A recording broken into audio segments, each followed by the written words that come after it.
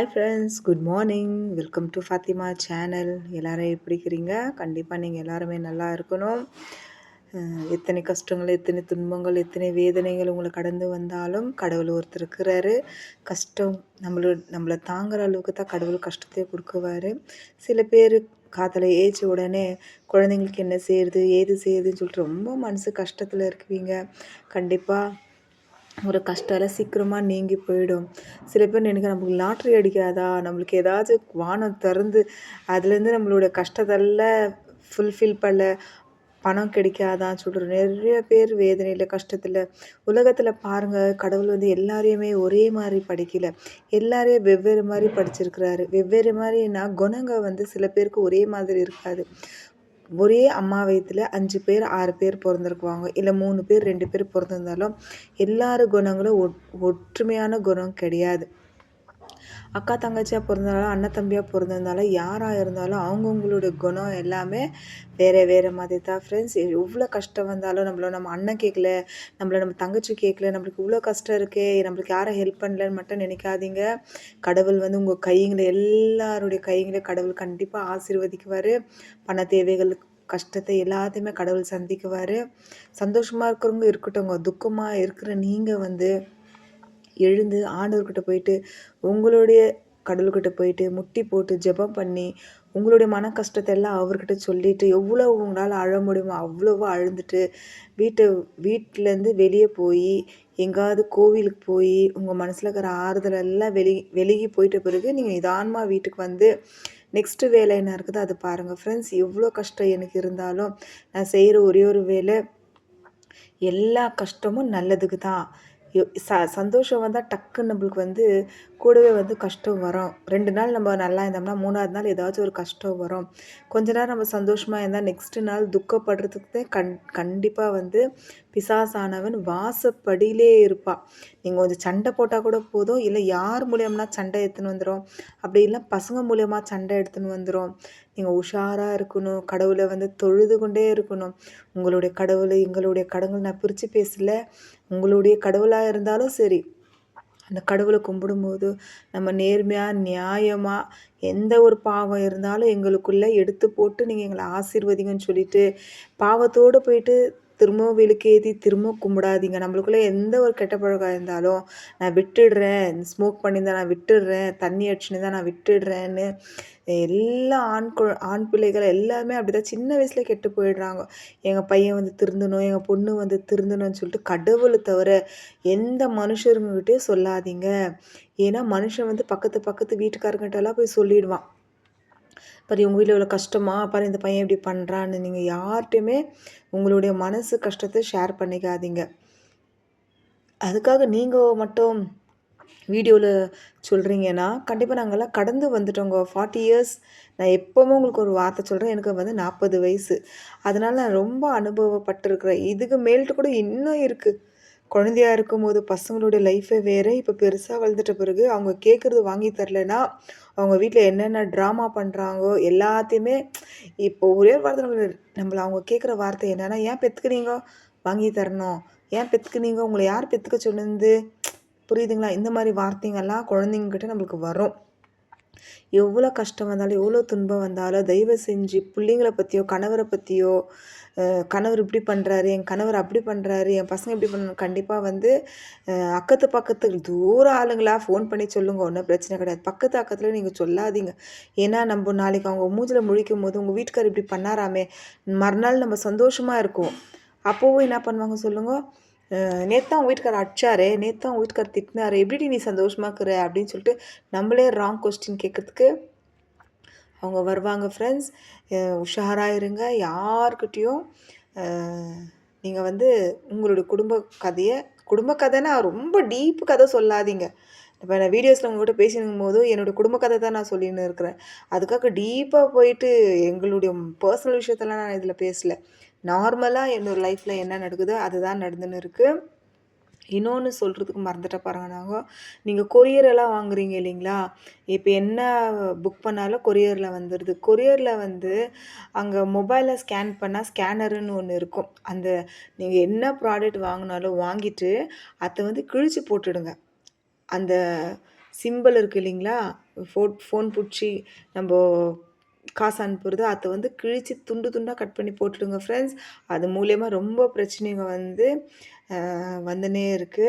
கேரளால கூட அ தண்ணி ரொம்ப அ எல்லா குடும்பமே அடிச்சுன்னு போற அளவுக்கு அங்க ரொம்ப கஷ்டம் நடந்திருக்கு. நம்ம ஒவ்வொரு நாளும் கடவுள்கிட்ட ஜெபம் பண்ணலாம். ஏன்னா, வீடு அடிச்சுன்னு போனது 2வது விஷயம்னா, எவ்வளோ பேர் செத்து போயிட்டாங்க. அவங்களுடைய ஆத்மா சாந்தி அடையணும். அந்த குடும்பங்க எல்லாருமே நல்லா இருக்கணும். அவங்களுக்கு பண தேவை, எல்லாமே சந்திக்கணும் ஃப்ரெண்ட்ஸ். என்கிட்ட இல்ல ஃப்ரெண்ட்ஸ். கண்டிப்பா எனக்கு எப்படி கொரியர் பண்றதுன்னு கூட தெரியல. எங்க பசங்ககிட்ட எப்படி அவங்களுக்கு நம்பருக்கு காசு அனுப்புறது கூட தெரியல எனக்கு. கண்டிப்பா ஃப்ரெண்ட்ஸ் கூகுள் பே எப்படி பண்ணுறது, ஃபோன்பே எப்படி பண்ணுறதெல்லாம் கண்டிப்பாக நான் கற்றுக்குவேன் ஃப்ரெண்ட்ஸ். ஏன்னா இந்த மாதிரி ஏழைப்பட்டவங்களுக்கு டக்குன்னு நான் நிறைய யூடியூப் பார்க்கும்போது கூட அவங்க ஒரு ஃபேஸ்புக்கில் ஒரு பொண்ணு வந்துட்டு கிட்னி என்னவோ ஸ்பாயில் ஆகிட்டு இருக்குது. அவங்களுக்கு வந்து குழந்தை வந்து ஒரு 3 வயசு 2 வயசு குழந்தை தான். அந்த அம்மா அப்படியே அழுகுறாங்க பாருங்க. என்னால் தாங்க முடியல. உலகத்தில் ரொம்ப கஷ்டம்னா அதை விட கஷ்டம் குடும்பத்துங்க இல்லை. சாப்பாடு இல்லை, துணி இல்லை, வீடு இல்லை, வாசல் இல்லை, நகை இல்லை, பணம் இல்லை, இப்படி தான் நம்ம வாழ்ந்துன்னு போயின்னு இருக்கிறோம் ஃப்ரெண்ட்ஸ்.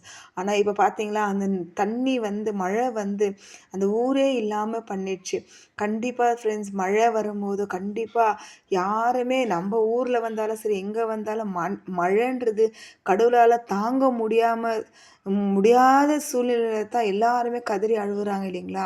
இந்த விவசாயிங்க தண்ணி வரல, தண்ணி இல்லாத காடுன்னு அவங்களோட கண்ணீர் தான் அந்த அளவுக்கு இந்த உலகத்தில் வந்து மழை வந்து வர வைக்குது ஃப்ரெண்ட்ஸ். எத்தனையோ குடும்பத்தில் எத்தனையோ பேர் செத்துருக்குவாங்க.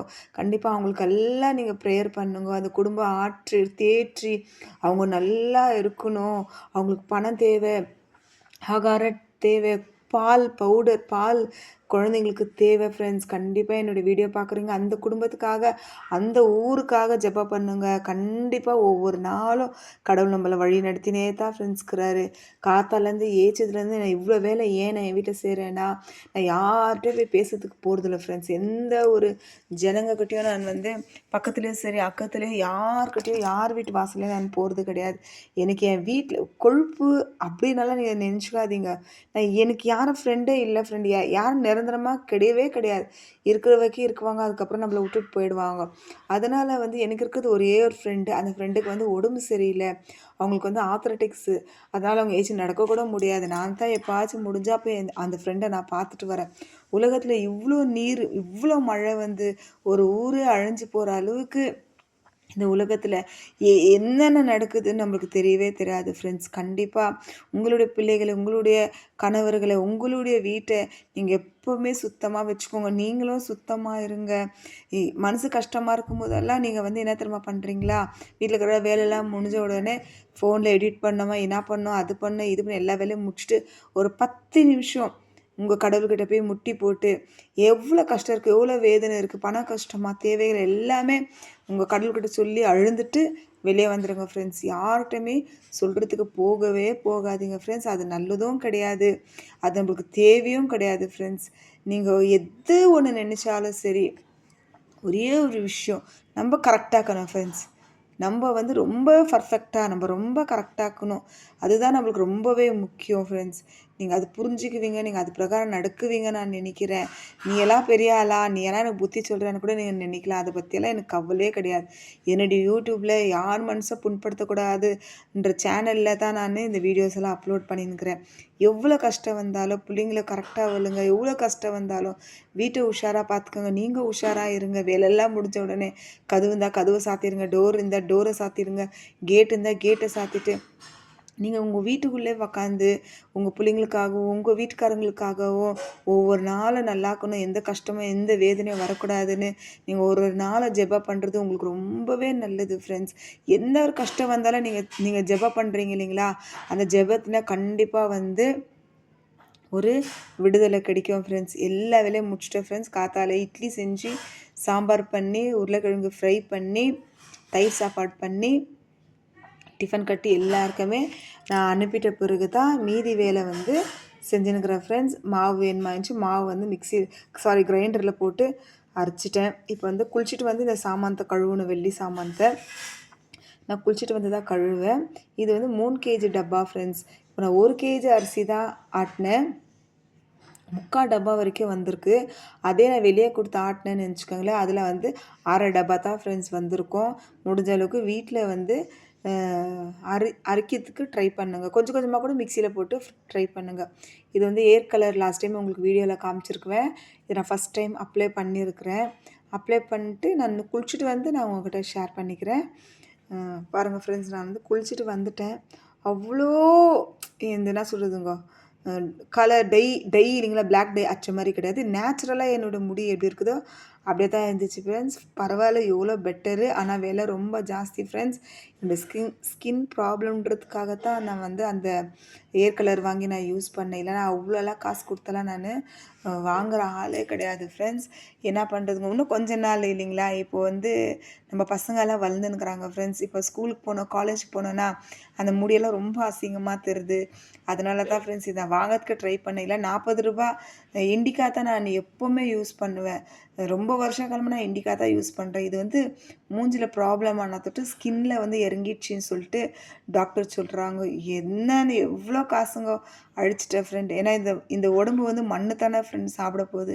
ஆனால் இருக்கிற வரைக்கும் நம்ம எவ்வளோ பணம் காசு செலவு பண்ணுறேன்ட்டுன்னு நான் இந்த சாம்பிராணி போட்டுக்கினே யூஸ் பண்ணி யோசிச்சுனே நான் சாம்பிராணி போட்டுன்னுக்கிறேன் ஃப்ரெண்ட்ஸ்.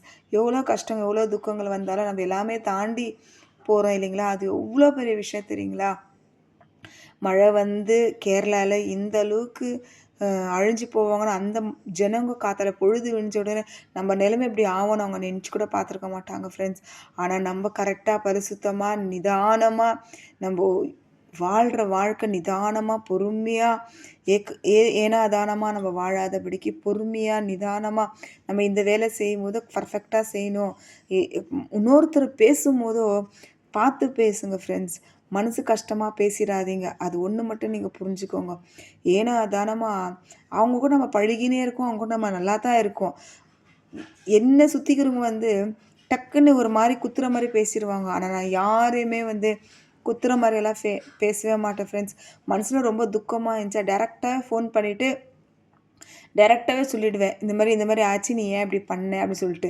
ஒரு மாதிரி குத்துற மாதிரி அவங்க திரும்ப நம்ம மூஞ்சை பார்த்துட்டு ஓடிடுற மாதிரியெல்லாம் நம்ம வந்து யாரையும் பேசக்கூடாது. கடவுள் நம்மளுக்கு கொடுக்குற வாழ்க்கையை நம்ம நிதானமாக பரிசுத்தமாக நம்ம வாழ்கிறதுக்கு பழகிக்கணும் ஃப்ரெண்ட்ஸ். எது மேலே ஆசைப்பட்டாலும் சரி, இன்னொருத்தருடைய கணவர் மேலேயோ இன்னொருத்தருடைய மனைவி மேலேயோ அந்த மாதிரி கெட்ட பழக்கங்க மட்டும் யார் வச்சுருந்தாலும் நீங்கள் விட்டுடுங்க ஃப்ரெண்ட்ஸ். என்னுடைய வேதனையில் என்னுடைய கஷ்டத்தில் நான் ஒரே ஒரு வார்த்தை இது மட்டும் தான் சொல்கிறேன். நம்ம குடும்பம் நல்லாக்கணுமா, நம்ம ஃபஸ்ட்டு கரெக்டாகணும் ஃப்ரெண்ட்ஸ். நம்ம வீட்டுக்காரர் தப்பு பண்ணால் கூட நம்ம திருத்திடலாம். ஆனால் நம்ம தப்பு பண்ணிட்டோம்னா அந்த குடும்பமே அழிஞ்சு போயிடும் ஃப்ரெண்ட்ஸ். இந்த வீடியோ உங்களுக்கு கண்டிப்பாக பிடிச்சிருக்குறோன்னு நினைக்கிறேன். ஏதாவது தப்பாக பேசியிருந்தால் நீங்கள் கமெண்ட் பண்ணுங்கள், நான் திருத்திக்கிறேன் ஃப்ரெண்ட்ஸ். அதை பற்றி எனக்கு ஒன்றுமே கஷ்டம் கிடையாது. இந்த வீடியோ உங்களுக்கு பிடிச்சிருந்தா நீங்கள் லைக் பண்ணுங்கள், ஷேர் பண்ணுங்கள், கமெண்ட் பண்ணுங்கள் ஃப்ரெண்ட்ஸ். பாய்.